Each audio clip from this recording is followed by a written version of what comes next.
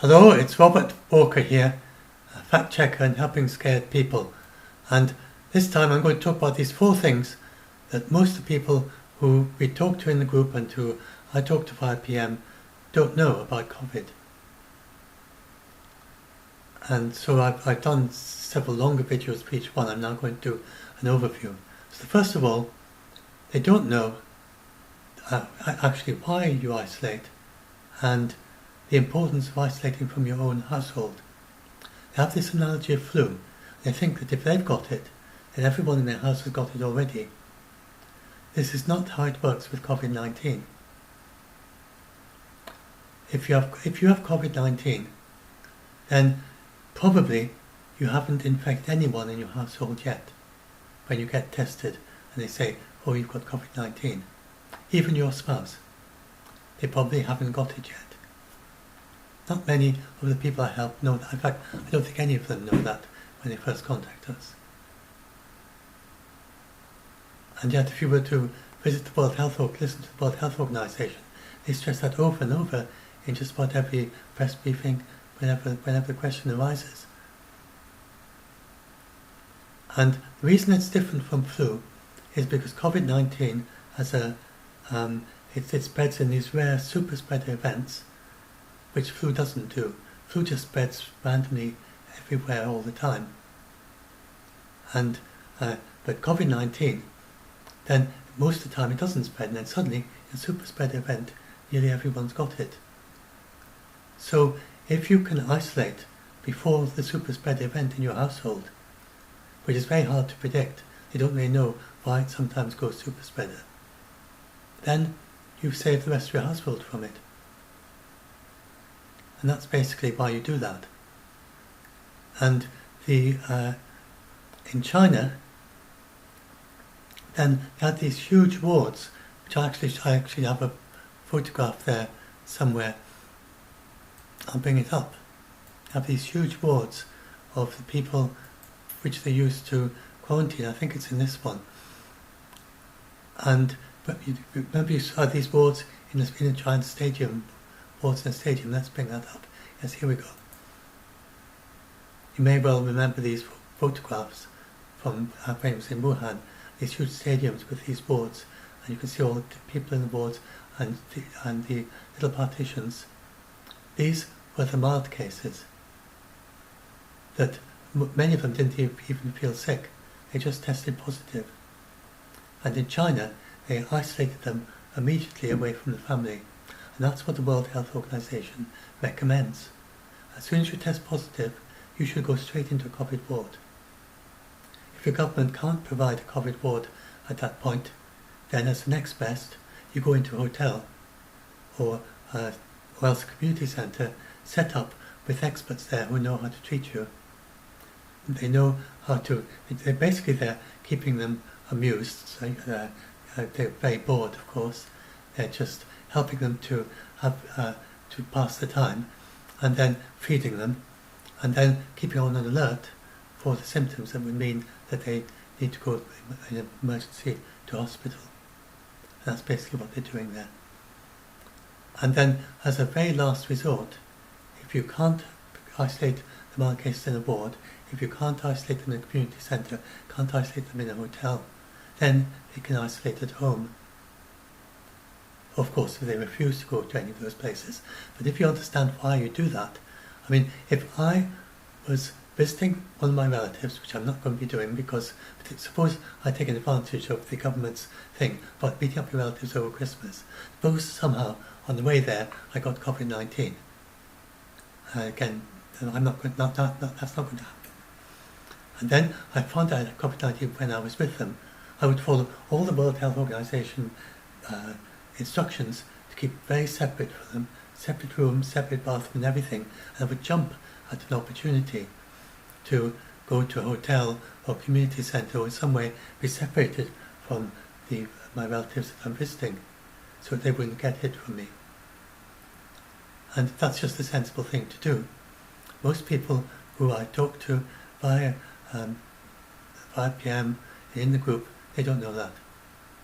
And then there would be this video that you may remember, you may have seen this viral video of Chinese man, and that's back when when it was in Wuhan, in China, we appreciated that it's a very dangerous disease, and we thought he was very brave, looking after his wife at home, and that's what he put on. He actually put on full isolation gear, such as he uses for COVID-19 wards in the hospital. He was the same to look after his wife. Of course you would. Why would you be any different at home, looking after a COVID patient at home, or in a hospital, looking after a COVID patient in a hospital? And yet, we have people all around the UK and all around the United States who are looking after relatives at home with COVID, and they're not taking any precautions. It doesn't make sense. Why are the health workers taking all these precautions against COVID in the hospitals, yet people at home are just left to look after their relatives and they take no precautions? And if you go and look up on the websites, they now explain, even in the UK and the United States, but not so rigorous as the World Health Organization suggested, they do suggest that you should be careful like this when you look after your relatives, but still, most people don't know that. They don't have a clue. And they're just going to be looking after their relatives, and then they're just sort of fatalistic. Okay, I've got it, everyone in the household's going to get it, my old granny is going to get it, we've had it, and we just hope that they survive it. And it's not true at all. If you test positive, then they haven't been infected yet. And if you're lucky, and you don't need to be very lucky, then they won't get it. But if you isolate straight away, you can really stack the dice in your favour and against them getting it. So few people know that. And then the other thing, even more so for contacts, then if you are a contact of someone who has COVID-19, or even if you're just a suspected contact, you don't know if you are yet, you've got to find out and then ring them up and say, and you don't need to wait for the contact tracers. Again, not many people seem to know this. You don't need to wait for contact tracers. You just, and if you have COVID-19, like, suppose that I got COVID-19 somehow, visiting my relatives, and if I'd been talking to someone on the way, I can see how that would happen in particular where I travelled, if I did travel, but suppose I stopped somewhere on the way, and then I discovered I got COVID-19, then I would ring them up, and I'd say, look, I've got COVID-19, and when I was with you, it was just the day before I showed symptoms, and maybe I was infectious then. You don't need to wait for contact tracers, and this is a special thing about COVID-19. Unlike flu, it seems to need a lot of close contact, talking to someone within 15 minutes. Well, like suppose today that I've been rather careless, and I've discovered that I've got COVID-19, and I was talking to someone, and I've been doing the physical distancing. So, there's no way that the people I've been talking to have been kept very safe. But suppose I hadn't, I've been very close, and been talking for a quarter of an hour, and I discovered I got COVID-19. Then I wouldn't wait for the contact tracers to contact that person, or to contact me and ask. I would immediately tell them, and say, I've got COVID-19, if you quarantine quickly, then you can prevent any of your contacts getting it, if you happen to have got infected by me. So we can all do that. We don't need to wait for the contact tracers. And it's a special thing about COVID-19 that nearly all the contacts are ones that the people already know. And all this thing about the apps and Bluetooth and trying to find out who are the random people close to you, that's motivated by flu, where it is random people close to you. It's very rare to get infected that way with COVID-19. Generally, the people do know, and the apps are only really needed as a reminder. And so it should really be done the other way. They should be doing a contact tracing by asking people for contacts. And if you use the apps, they would say, and I noticed that from your app, that it shows that you seem to be next to this person for 15 minutes. Were you talking to anyone back then? And they might say, I was just sitting on a park bench, wasn't talking to them. And you'd say, well, you're not a contact. But if they were, then they are a contact. So that's the way it should go. And then the other thing is people don't understand how the quarantine works. They don't understand, or don't very clear about it. You quarantine because the virus is, if you have been in contact of someone with COVID-19, then the virus may be in you, but not detected and not showing any symptoms. Again, that's very different from flu, where only a day or two and a maximum of 4 days after you were infected you show flu. The maximum for COVID-19 is not really known. The 14 days is a kind of notional figure, and most will have done by then, and most will have done by 10, indeed. 97, or I think by 12 is 97.5% or something. But there are very occasional cases in New Zealand, and so they don't know for sure. Beyond 14, it's very difficult to be sure. But one reasonable case, there were a couple of cases early on in China, and there's a case in New Zealand. It may go on to 3 weeks, or even a little bit more, in very rare 1 in 1,000 cases. So that's very different from flu again. So the reason you quarantine is because, and about half of them, it takes at least 5 days, at least 4 to 5 days. So that's very different from flu again. By then, they would all have infected if they were going to with flu, but half of them won't have been infected by 4 to 5 days with COVID-19. And so, if you can catch the contacts, and even if it's just a couple of days late, even if it's 3 days late, you're going to stop more than half of them, of the transmissions that are going on from them, and that's a big deal. If you can stop half the transmission, then that's a huge deal. It means your R naught of just above 1 becomes just above a half, or below a half. And in New Zealand, with the proper contact tracing, proper quarantine, they got the R naught to below a half. And that's why it went down so quickly to a 10-fold reduction in 25 days. If we all did this, then it would just come right down, and we would not need lockdowns. People do not understand that the reason they are in lockdown in the United Kingdom is because they're not doing this. These 4 things, 3 of the 4 things that I'm explaining. So that's why you've got to do quarantine. And it's why it's so strange that the United Kingdom is not doing it. And they should be putting all their effort on this. They should have constant ads about this, explaining these points.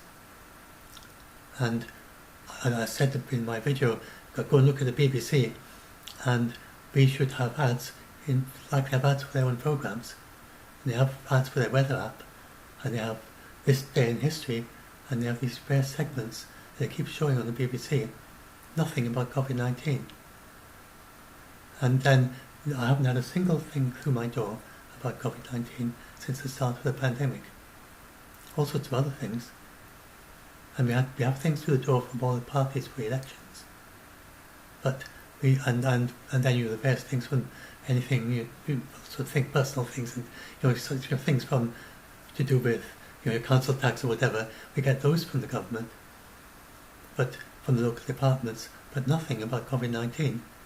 And we're now, I don't know how many months in, more than half a year, 3/4 of a year into the pandemic, and I still haven't had a single bit of literature that I can remember. I don't think I've had anything about COVID-19. So that's another thing, information. So the government aren't doing it, we can do it personally, and that's what I'm doing with this video. Explain each other, share the good information, share the links to the World Health Organization.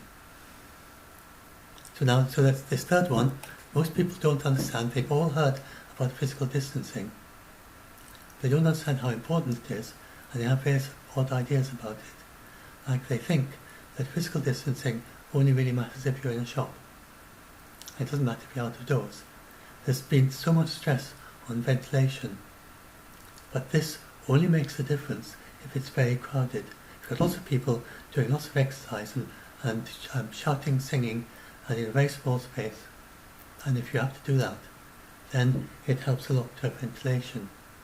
If you're just sitting in a normal room, like they do in the World Health Organization, a reasonably well ventilated room, you're just sitting there quietly talking, then you don't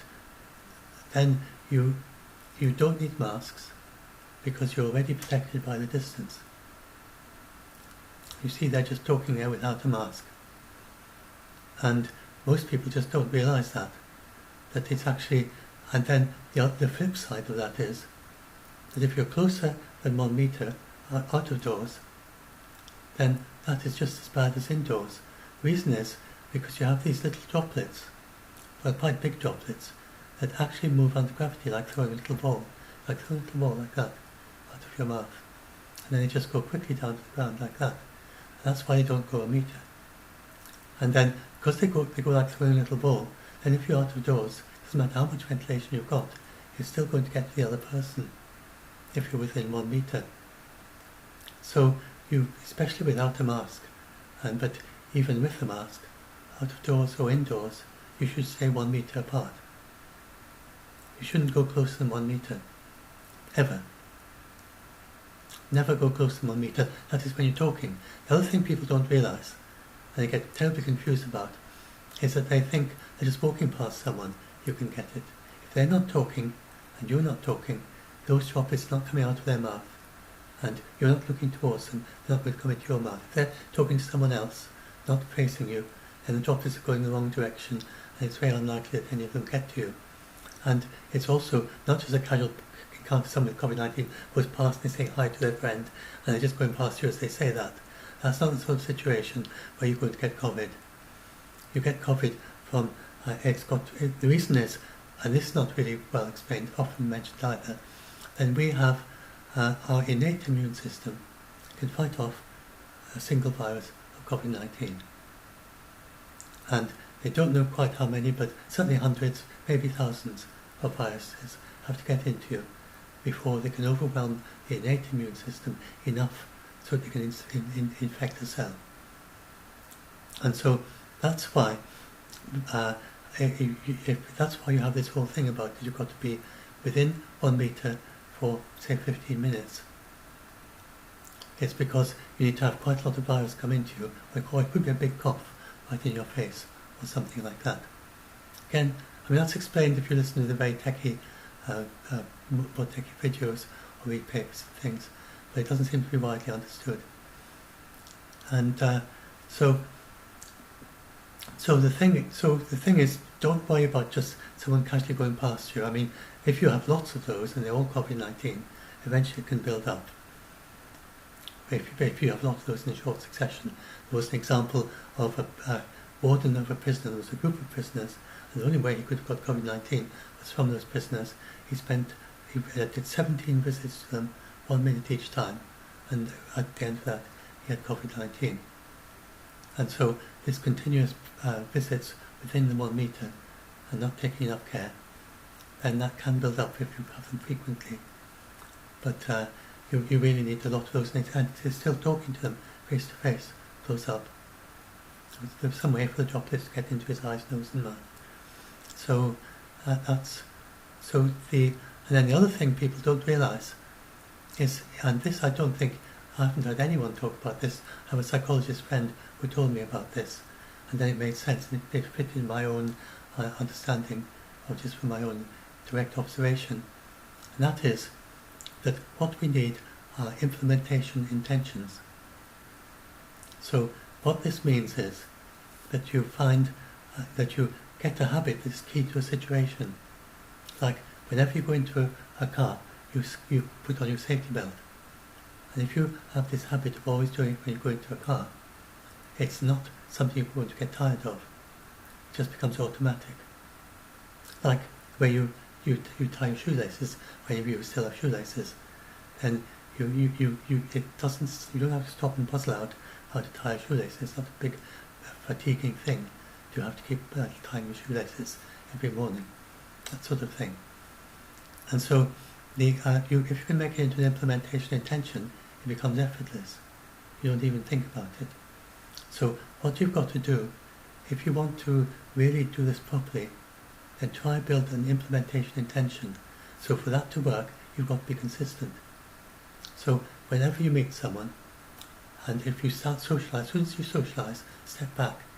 Remind them of physical distancing and step back, no matter who it is, apart from the exception of your domestic bubble or whatever it is.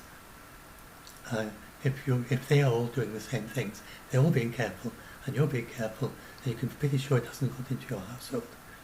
And so it's quite reasonable for your household to reduce those, to have more normal interactions, as long as nobody's in contact and nobody is isolating with COVID.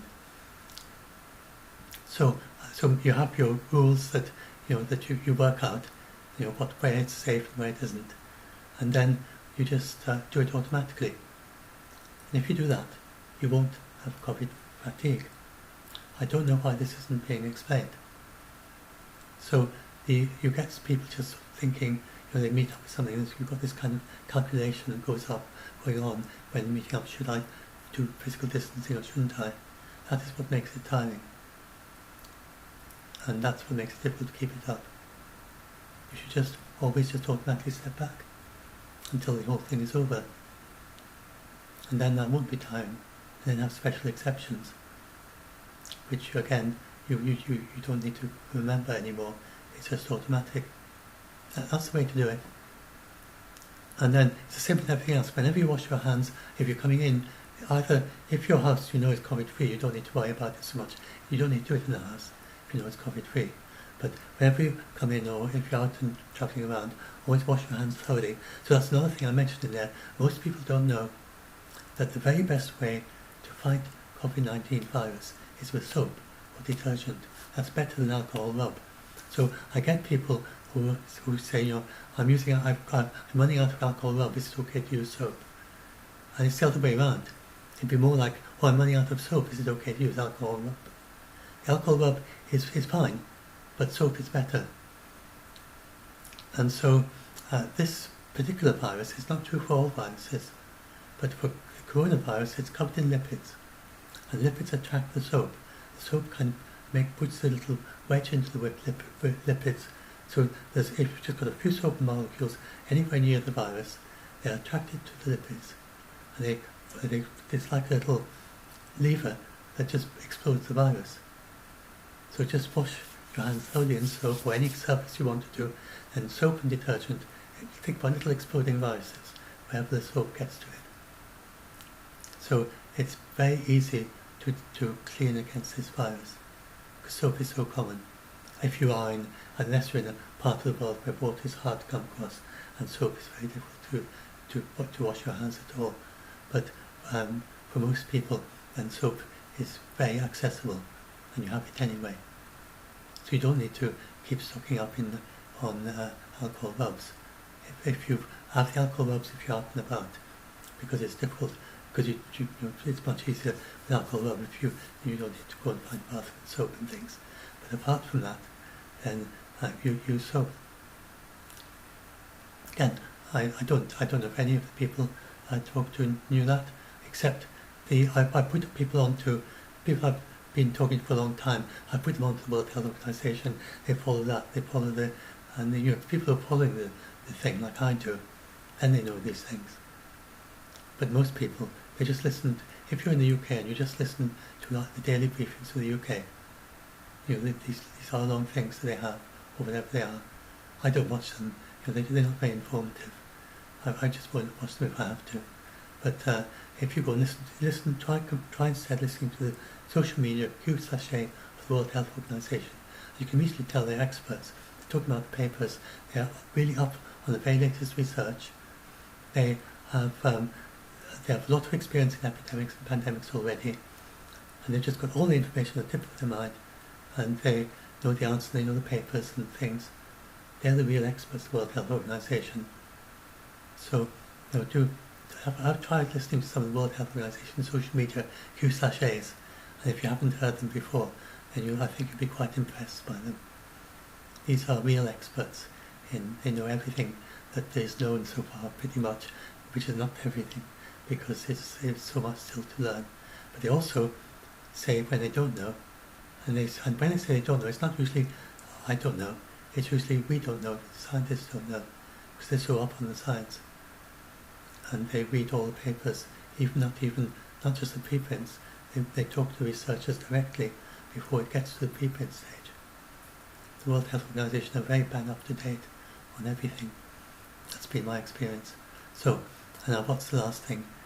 Oh yes, and then I was going to talk about this last one, which is first on this page, but maybe I should make it last. So that is that most people I talk to don't know when to seek medical attention. That they don't know that if you've got COVID-19, I don't know why this is, but it doesn't seem that people know that when you've got COVID-19, then you should be very aware and open of whether you have any even the slightest breathlessness. And that's things like things that would normally not lead you to be breathless, different from your baseline. Like, for instance, going upstairs or even just lying in bed and you're breathless. And it's also good to get one of these oxygen monitors if you are diagnosed with COVID-19 to see if your oxygen level drops. And if you have anything like that, just the slightest hint of that, and not a panic attack. Those of you who get panic attacks, you'll know what they feel like. They don't last for very long. This lasts for hours, this breathlessness, COVID-19 typically. And so if you have trouble breathing, persistent pain or pressure in the chest, new confusion or inability to arouse, if you have bluish lips or face, any of those things, then immediately get medical attention immediately. So few people know that, and they try to home treat a lack of oxygen. You can home treat the symptoms, and you can get yourself to feel much more comfortable about having hardly any oxygen in your blood. But that is not safe at all. You don't want to home treat lack of oxygen. You don't want to just make yourself comfortable and try to feel better when your oxygen levels are plummeting in your blood. That needs immediate medical attention.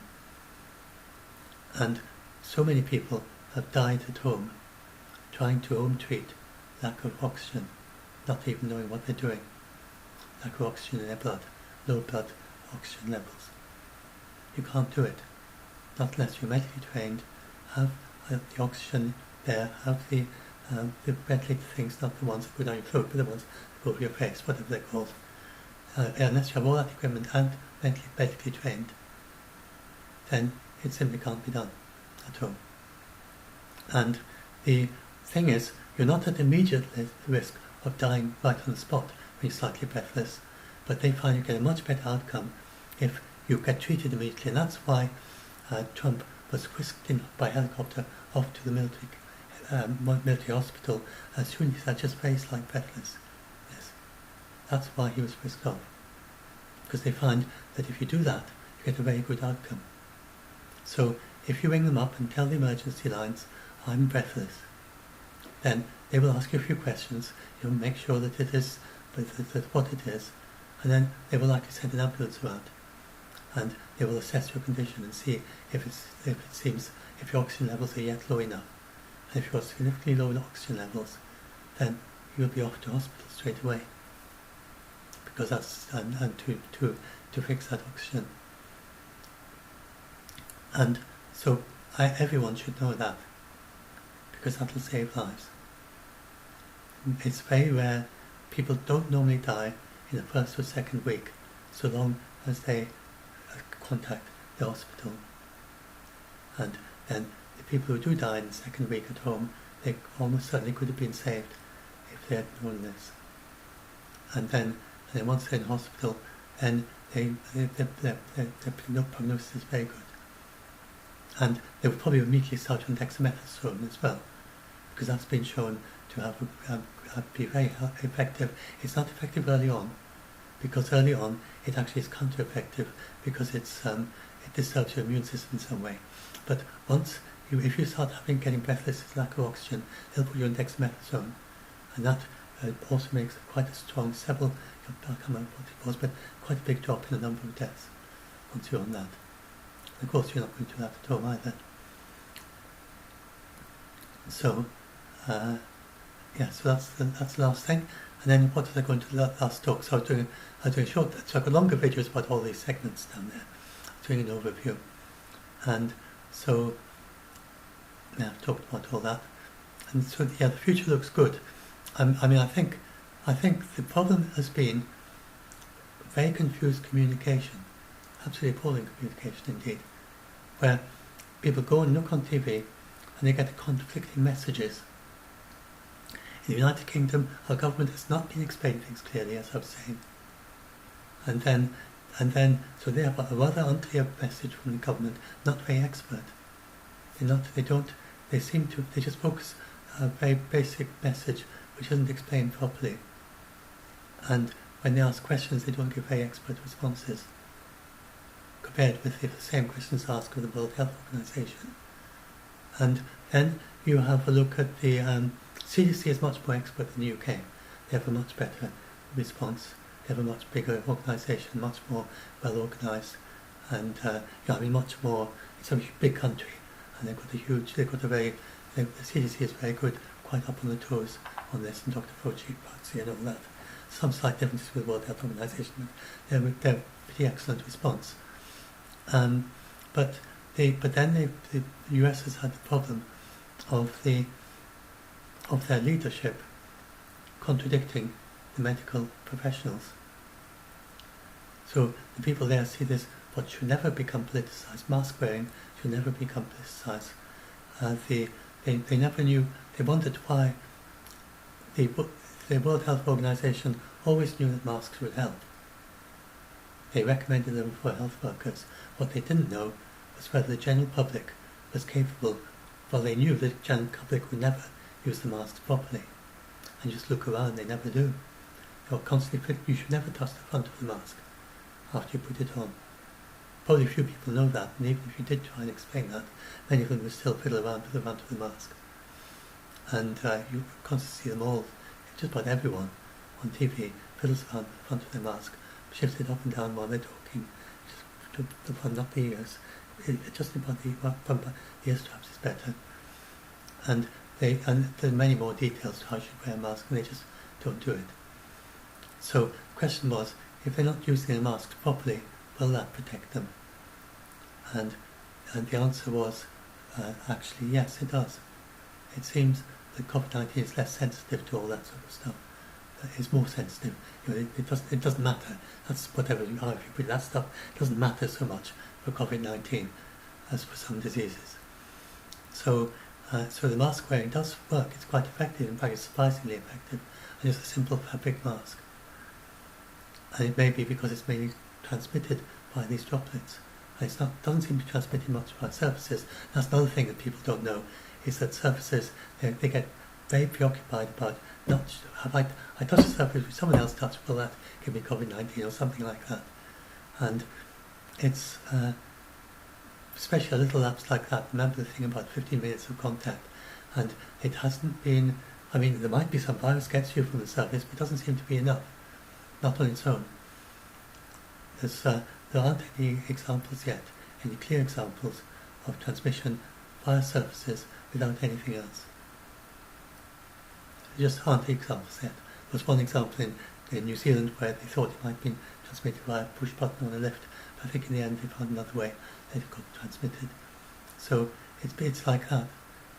But they can't prove, but it looks as if it's the droplets is the main way it gets transmitted, and if it is by surfaces. So continue to take care with surfaces, but don't need to obsess about it. Don't worry too much if you had a lapse about it, because your attention should be on the step back. And then mask wearing. Mask wearing definitely helps more than they expected. Those are the two important things. That's a change, and that's a change in the last few months. The World Health Organization and the US CDC, it's not that they wavered in their ideas. It's the actual information has become clearer and clearer that mask wearing does help. All the fabric mask worn by the general public seems to be quite effective and makes a big difference. So anyway, Biden is a clear communicator. He speaks directly to the people. He talks to people who've got COVID-19, not to the journalists and not to the experts, but directly to people who've got it and who are struggling with it in their lives. And he's very empathic in the way he talks. He reminds me very much of Jacinda Ardern. And so Jacinda Ardern was very successful. I think Biden will be, myself, for this particular thing. And it will certainly make a huge difference not to have this conflict in the US leadership between Trump and the medical profession, with the medical profession saying one thing and Trump saying another thing, and the medical profession saying wear a mask and Trump tearing his mask off. That sort of thing confuses the general public. And then he's had this whole political polarisation, and if he hadn't done that, there wouldn't have been all this polarisation of half the Americans not making a whole political point of not wearing masks because they support Trump, and then others making a political point of wearing masks because they support Biden. And it should never be politicised. You shouldn't. Dr. Tedros said very early on, in early April, we shouldn't politicise. We should quarantine politicising the virus. And sadly, it did get very politicised, and an awful lot of the reason for the surges is because of politicising the virus.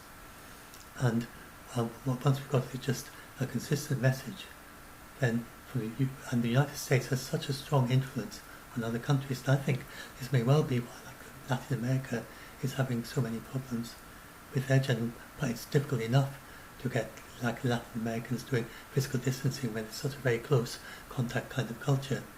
But it can't have helped to have the US president kind of just ignoring the advice of his own CDC. So I think that the future looks good. And I did say somewhere, have I got it here? No, 20% of the world population is already free from COVID-19 completely. 20%. So most of you who've been following me will know this. So anyway, 20% of the world population is already free of COVID-19. Just no virus in New Zealand or Australia. I know you have these little outbreaks in Australia, but they contain them. You've got 36 cases in Sydney right now. And if this was the United Kingdom, then they would just say, oh brilliant, we've only got 36 cases, and they wouldn't be doing very much about it. And the World Health Organization say that you've got to bring it down, and when you've only got your 36 cases in your entire country, don't relax and rest on your laurels. That's when to go in really hard on those 36 cases and stop it completely. You should have zero tolerance of COVID-19 in your country. And so few, and so this is New Zealand, and this is what they are like. And we can be the same without a vaccine. We could be like that. And we could be reducing the cases per day like they did, tenfold in 25 days. By mid-January, we could have a tenth of the cases per day. And then by sometime in February, we could be down to a hundredth of the cases that we've got per day at the moment. And that would be just without a vaccine. And then add the vaccine on top of all that. But the vaccine, I don't know if we're going to do that, but any of you who follow these four basic things I've said, the fourth one is saving on deaths, then you're making a huge difference just in your own local community of the people you're connecting to. You're stopping the chains of transmission, you're protecting other people, you're the superhero in your little community as regards COVID-19. So please, all of you do that. Do these things. Well, investigate, read up the sources I've given, check it up with the World Health Organization, test it in any which way you like. But then, once you've checked that what I've explained to you is correct, then you do consider doing these four things. And so anyway, yes, what was I saying? So the future looks good, and the vaccine alone is not going to stop the virus until we have almost everyone vaccinated. But the vaccine combined with public health measures can stop it very quickly. For instance, in the summer, the United Kingdom got down to the point where there were, for instance, there was a big outbreak in Leicester. Leicester is just a few percent of the population of the United Kingdom. It's just 0.5%. I worked it out. I remember I worked it out. 0.5% of the population of the United Kingdom. So if we had, with the vaccine, you could vaccinate the whole of Leicester. You could stop it in Leicester with cracking down with public health, these things I've been talking about. But you could also stop it with the vaccine. And then you can have a mixture of the two, a rather feeble public health response and a strong vaccination, or a strong public health response assisted with a targeted vaccination of a few people. So some mixes like that. And we're very glad to hear today that the World Health Organization at COVAX has now got access to 2 billion doses, enough to vaccinate 1 billion people. And then with all the spare doses, the richer countries have already pre-ordered 5.6 billion doses, 5.9 billion doses, enough for, so the richer part of the world, less than 10% of the world, something like, I'm not sure how many it is, but they've managed to secure 5.9 billion doses. The World Health Organization, for 90% of the world, has managed to secure 2 billion doses. It's very inequitous, but and unequal. But the richer countries have got many times their population. So most of them have got double the US, the EU. Canada's got 4 times the population. US and the EU have got double their population pre-ordered already. And so they're going to have excess, which they'll be because the reason is because all the vaccines are turning out to be really good. It seems likely that maybe all the third phase 3 ones will be approved. And then, if that's the situation, we've got a huge surplus of vaccines for the wealthier countries, and then many countries, even like including India, Brazil, India, turns out that they're doing pretty well as well. And then we've got plenty of vaccination manufacturing capacity. We could manufacture enough vaccines, or the vaccines that we know how to make. We could vaccinate the entire world in 2021, and we can expect to find more vaccines that are coming through the pipeline that are easier to make. So I think there's a good chance we eliminate it in 2021. We don't need to vaccinate everyone. I think people are going to get quite surprised.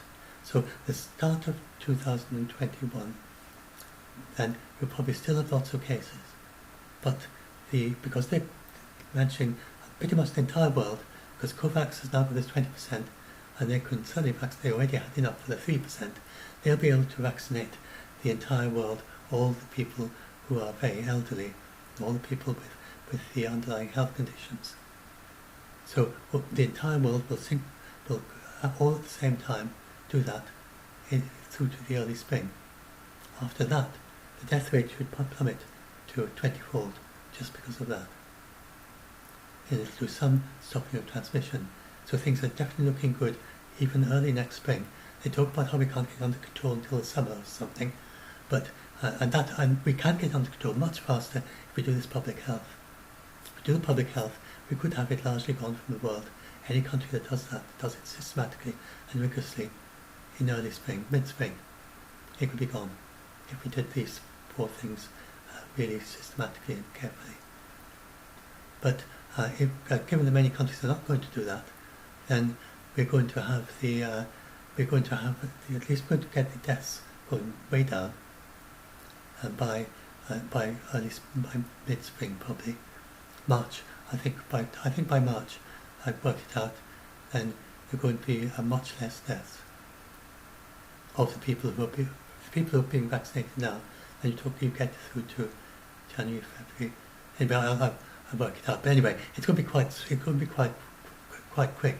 Reduction in the death rate, and then reduction in the intensive care units as well will go down, because it reduces the severe cases 20-fold.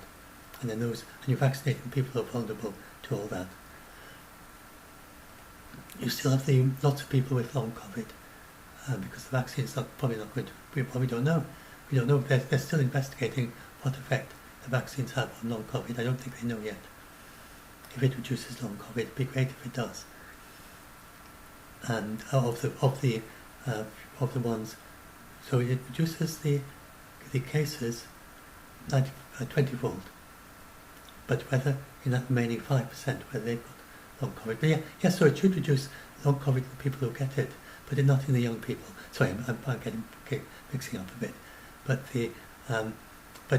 as it gets better down to young people, it'll be stopping it for everyone.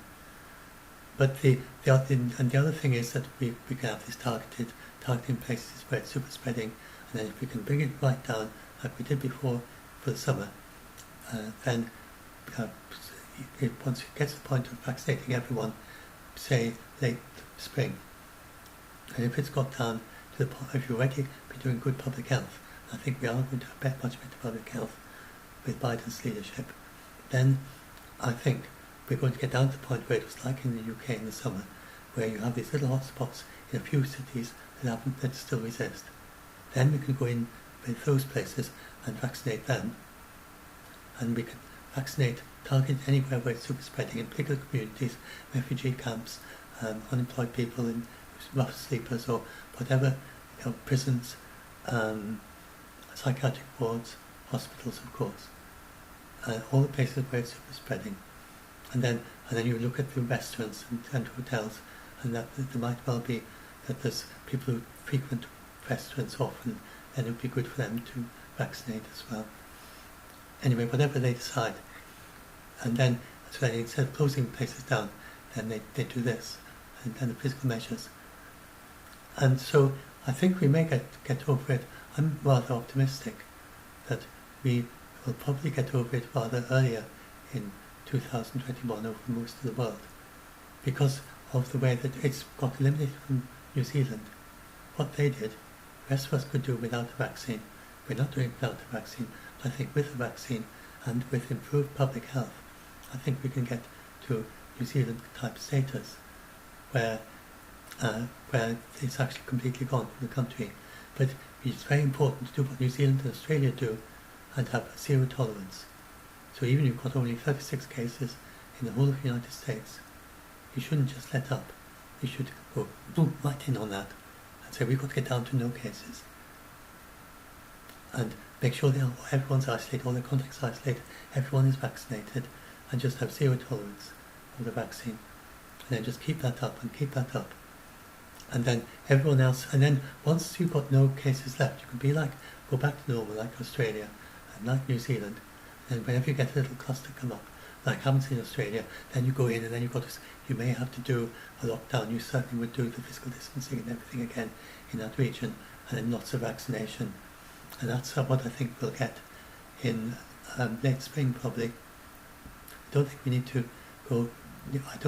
go all the way to full vaccination before we see this virus pretty much gone. And we could eliminate it from the entire world without a vaccine if everyone did what New Zealand did. If we could coordinate what New Zealand did over the entire world. China coordinated over the entire China. China is 1.3 billion people. And because it's a very coordinated country, they were able to keep it down over the entire China and eliminate it over 1.3 billion people. Nobody else has managed over such a big population. It's not because they're authoritarian. It's because they just were very systematic and careful in the public health response. And they've got the muscle memory from SARS. And then the big authoritarian probably helped in terms of being easier to coordinate. But it was this coordination and being systematic and careful that did it. And you don't have to be authoritarian to do that, as New Zealand showed. You just need to have clear communication and know exactly what you've got to do, and then do it, and follow the science, and don't fight with the scientists. And make sure you've got to check the science is valid, but once the scientists come up with this, science really works in public health. And so the science has been excellent all the way through. Both the advice from public health and the fast development of tools. It's been extraordinary and really excellent science. Apart from these rogue scientists who don't know their subject and who say things like herd immunity and stuff. I just don't understand this stuff.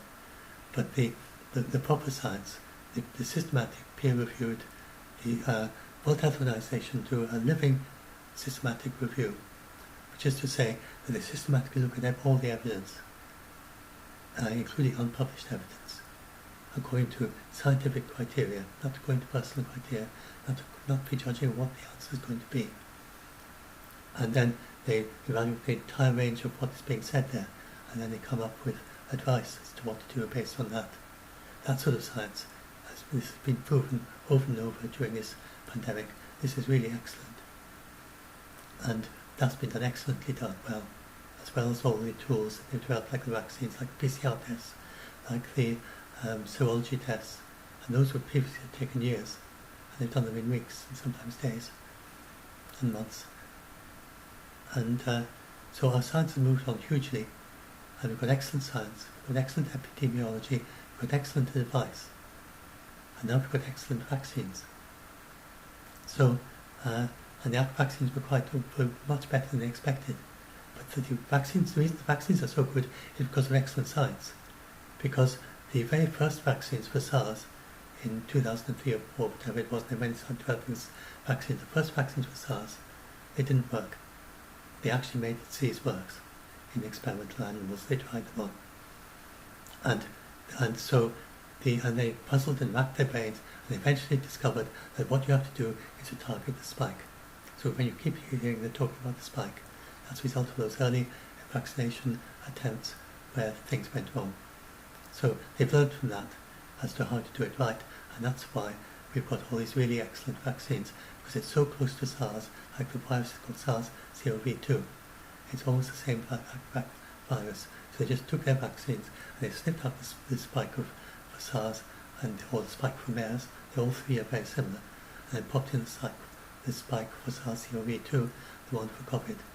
And that's why that's why the vaccines could be developed so quickly, along with all the funding for the trials and the being able to just governments literally risking billions of dollars that could just be poured down the drain or disposed of properly if the vaccines didn't work. And that's how we got the vaccines so fast.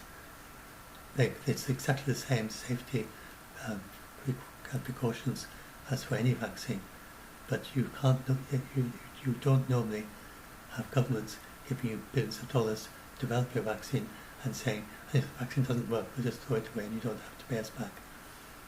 You don't normally get that with vaccines, and that's why we developed this so fast. So, so that's that.